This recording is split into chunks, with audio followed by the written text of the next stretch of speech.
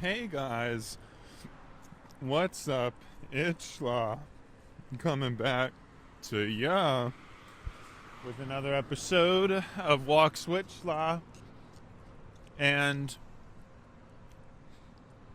I don't know. Today's going by very quick, very nice for a very nice Friday. That's what it's looking like. That's what it's seeming like, and that's what it's feeling like. I wonder what I was thinking about because I don't think it's too much. I think like as time keeps going on, I have a feeling my theory about AI becoming superior than a human is going to increase. And it's not even like I'm not saying this because I'm the person being weird and antisocial. I'm saying it as a reflection of others.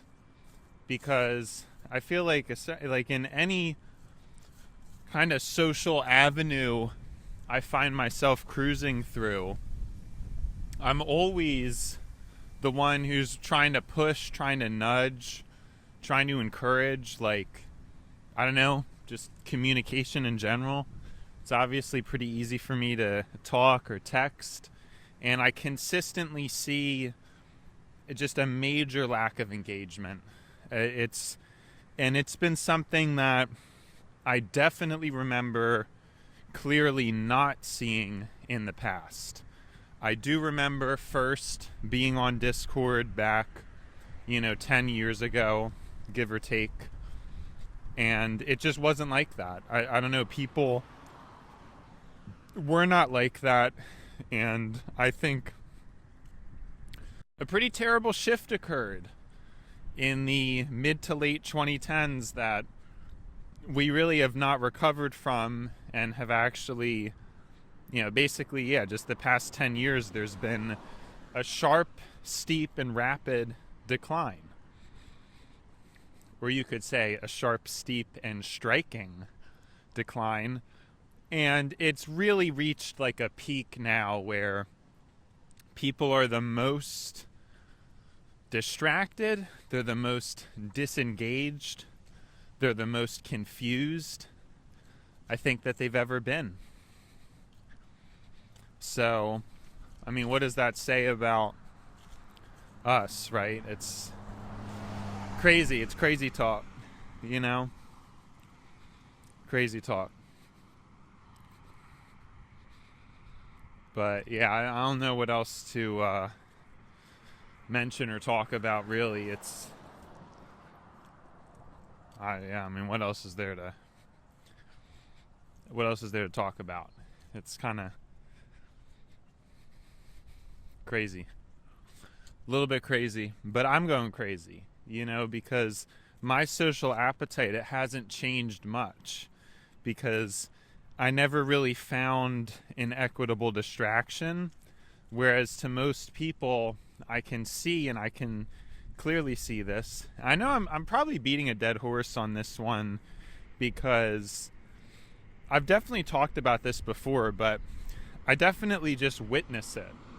And I've witnessed me not being able to find an avenue of distraction that is adequate. Like, there's not really anything that it doesn't seem that interesting to me.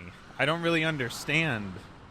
For me, it's always been, a real living human is the pinnacle of interaction and the core of what makes anything fun or interesting. But I think for a lot of people, even though it's likely they agree on a subconscious level, they really might not be able to tangibly see that, especially since a screen is a much brighter, easier, and flashier medium to interact with.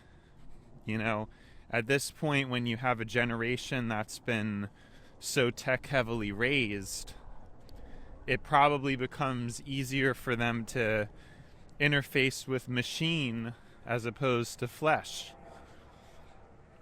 And that's going to come with a host of issues, but primarily being yeah, I don't know, just problems. It's just a lot of problems. A lot of people have a lot of problems, and it is a big issue. It's just a huge problem and issue. And I'm like thinking of something while speaking, and I don't feel like saying what I'm thinking, so I'm just rambling off at this point. I have a feeling this is going to be a terrible episode, but like I said, can't win them all, and this is supposed to be mostly an experiment to train myself to be able to try to persevere through even the more difficult, or when I don't really have that much to say, still trying or still forcing myself to anyways, because that's kind of whole part of the program. But it's also to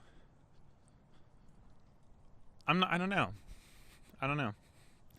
what I was about to say. What I am remembering now, something I actually was thinking about earlier, was how when people show me things, I tend to remember a lot, and it's a lot of things that other people will just like show and then they'll just like toss and never think about.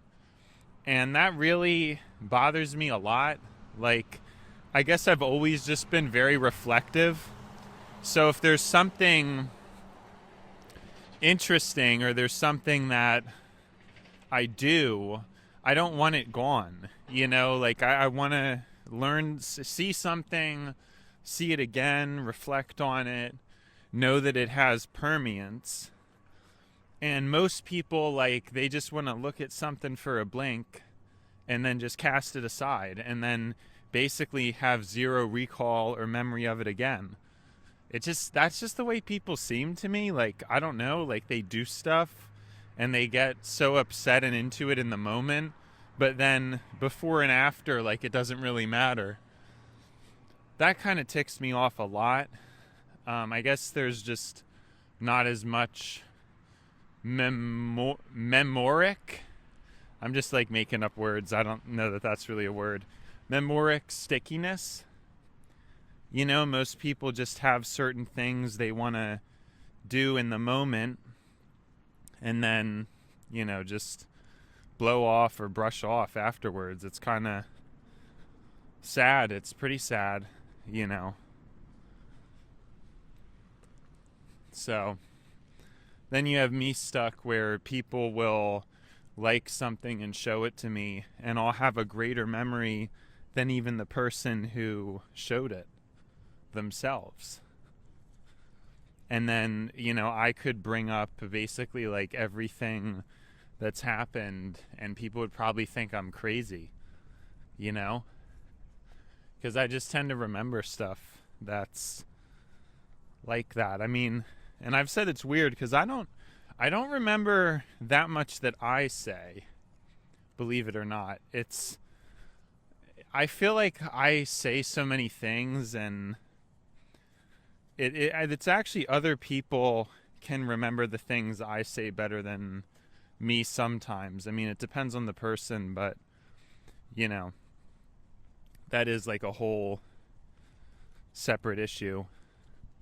Of the few people I think that I even still have contact with, because again, a lot of people just disappear because we've engineered a society that you're incentivized to not really have friends, or to be good at making them but not really good at keeping them is like the incentive, and the way it's structurally set up for somebody to go through the effort of keeping a friend in this day and age is like, that's very uncommon and also very difficult. And again, there's not really a reward for it in this day and age. What instead, due to the rapid shifting of environments, whether it's like, you go from this school to that school, you have classes with some people in high school, and then you have classes with other people in high school, you're not incentivized to maintain those friendships would be exhausting. You're incentivized to learn to be dynamic. to be thrust into random environments, rush to make new friends, and then rush to leave them the second you're in a different class and you no longer see that person anymore. This obviously does not result in the greatest of connections, the most wholehearted, the most wholesome. It doesn't. It results in some of the worst sides of humanity. But again, this is how things have been structurally generated, and nobody's really rebelled against it. Even if deep down some people are somewhat aware of the problem, nobody's done a thing about it. Most people don't think outside of whatever bubble they're inside, which is, their own life and their own stresses. And I guess in that way, even though it's definitely exhausting for me to process all these pieces of information, I guess to other people, they're busy thinking about their career and money and stuff like that. And again, it's selfish. A lot of people don't want to admit it, but thinking in that way is extremely selfish.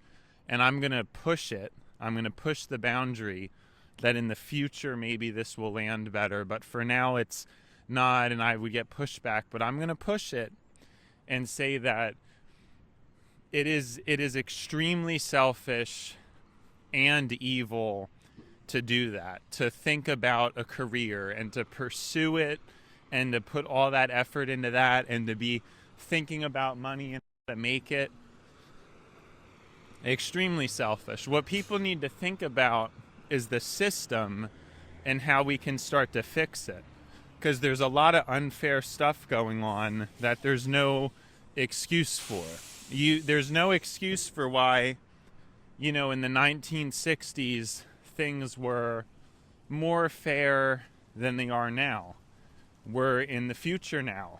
Things and technology has the potential to make things more fair than they ever have been, and instead it's being weaponized against us to perpetuate inequality and just a bunch of terrible things, which is not what technology's intention should be, but it's a human intention. And it's this human intention to waste a bunch of time putting effort into a career or being obsessed with money that causes it's the primary foundation for our problems.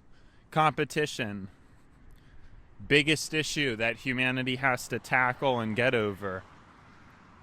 Being competitive just doesn't lead to anything. I mean, it leads to strife. It leads to war. It leads to all sorts of problems. And it's true that competition is good in a lot of ways, and it's very difficult for people to handle a lack of competition. We've seen this. We've seen this firsthand, how when there's been times of war, typically people are in better shape mentally. Whenever there's a war, there's a sense of unitedness. Sports tends to do the same thing. Sports tends to unite and unify. But that doesn't mean that that's the only way to do so. It doesn't. It's not. Competition and the spectacle of competition. I mean, honestly, that could be a good point. It could be a good point that it's possible that my brain and the way it interacts and interprets information could just be seeing past something that a lot of people just don't have the capability to see past, because we are well aware that it's difficult for a lot of people to comprehend or really process, for example, a world without competition. I think many people would be bored, or just like they'd go crazy, lose their mind, right? Like, this is all pretty common, pretty common, pretty common, very possible consequences of a lack of competition. In a lot of ways, it's possible it could explain a lot of my own strife and confusion and things, you know, because I obviously tackle a lot that most people get some kind of a break from. A lot of people do. A lot of people don't have to expend this energy trying to unravel and trying to calculate these things, you know, during their breaks. They just go on their phone. You know, that's what I see a lot of people do. And it's likely they're not watching anything serious or even anything that they're going to remember. So I think people have a very low emotional bandwidth, and it's probably because for a long time we just didn't really have much emotion. There wasn't really much to remember or think about. So we've been trained over thousands of years to remember little things and react to things like bad smells and bad tastes and bad appearances, evil things, poisonous things for survival.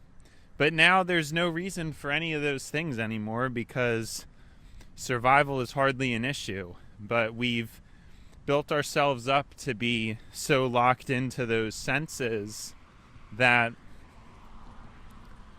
that's still what people idolize, that's still what people need. And that obviously comes with its problems. You know, you get people wasting a lot of their time on those things and not focusing on larger things. Now that we're in a different world and a different society, most people still reside in survival mode, which is why they get greedy, which is why they want an extra cushion for themselves, and they're not thinking about...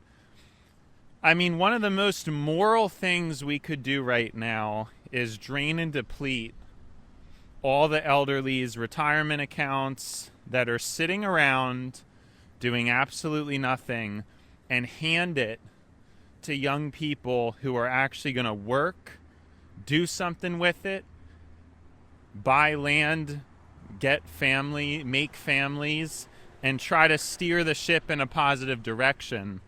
Instead, you have the elderly class, which is supposed to be a class that has wisdom, a class that is giving us advice and guidance, and they are nowhere to be found. They're just nowhere to be found. They have nothing to say to us, and that's not good, is it? And I think that's one of the modern issues, is that a lot of these golden age graduates, they don't know what it means to be on hard times. They think they do. They tell us that we're the entitled generation, but they know nothing. And they've given us terrible advice, and they continue to give us terrible advice and think that they're so smart just because they have those bank accounts. And that's why draining those bank accounts would send those people through a shock and make them wake up, feel guilty for what they've done, and we could get back on track. We could start to turn humanity in the right direction, but you can't do that when so much money is rotting in bank accounts, helping elderly just do a bunch of fun stuff while the world's burning and birth rates are too low and young people have no hope. It's twisted. It's evil. So it's fair to say that there's some danger in this rhetoric.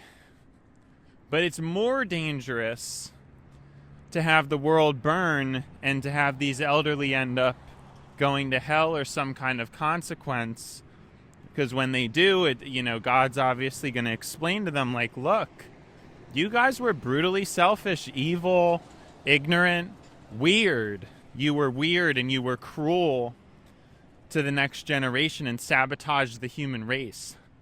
So it's trying to be helpful. And again, We have to shatter this idea that private property even exists, because it doesn't. It's a social human construct.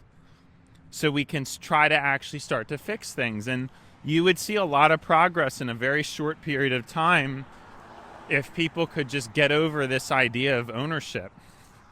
It's just insane that we're still dealing with this, even in this day and age. But anyways, it's been schla, now it's time to buy schla. So, see ya schla.